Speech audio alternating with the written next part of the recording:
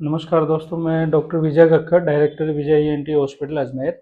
आज मैं आपको बताऊंगा नाक में बच्चों में जो ब्लड आने की समस्या है उसका किस तरह से ध्यान रखें और कैसे अपन उसको अवॉइड कर सकते हैं और क्या करना चाहिए ब्लड आते समय। ज़्यादातर माँ बाप के मन में सवाल होता है ये नक्सीर आ रही है या किस वजह से ब्लड आया। तो ज़्यादातर बच्चों को नोज़ पिकिंग की आदत होती है, नाक को वो साफ करते हैं फिंगर से और नाक की ये जो झिल्लियाँ हैं इनमें हल्का सा ट्रॉमा हो जाता है, चोट लग जाती है, उनके ऊपर क्रस्टिंग होती है, खरोंट आते हैं। और बच्चे उनको, आप जब उनको टोक देते हो तो वो आपके सामने क्लीन नहीं करेंगे, वो अकेले में उनको हटाते हैं, जहाँ से हटाते हैं वहां से वो जख्म हरे हो जाते हैं और एक छोटी सी पतली सी झिल्ली आ जाती है उस पर।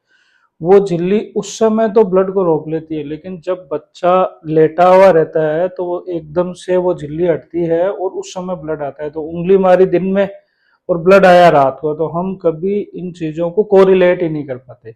या किसी वजह से हाथ से अपने नाक पे चोट लगी, थोड़ा सा भी दबा तो वो झिल्ली ब्रेक हो जाती है और ब्लड आ जाता है।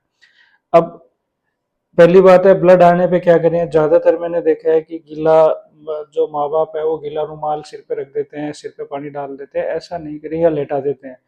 तो उससे वो ब्लड नहीं रुकता है। ब्लड एक फिक्स टाइम के बाद 4 से 11 मिनट का एक फ्लोटिंग टाइम होता है, थक्का बढ़ने का एक समय होता है, उसमें वो रुकता है। और लेटाने से एक नेगेटिव इफेक्ट और आता है कि जो नाक का ब्लड है वो गले में जाना चालू हो जाता है और पेट में चला जाता है। तो कभी भी ब्लड आए तो क्या करें, बच्चे को आगे झुक के बैठाएं और गीले कपड़े से नाक को इस तरह से पकड़ना है।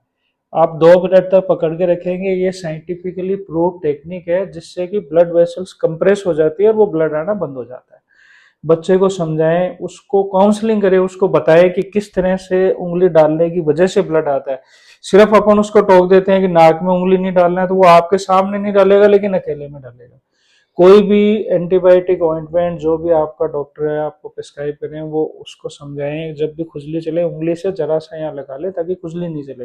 देखिए जैसे मेरे यहाँ घाव हुआ और उस पर खरोंट आया, अब मैं हटाऊंगा तो फिर उसकी जगह एक रो एरिया हो जाएगा, फिर खरोंट आऊंगा, फिर हटाऊंगा, फिर आएगा, तो ये प्रोसेस सारी जिंदगी चलता रहेगा।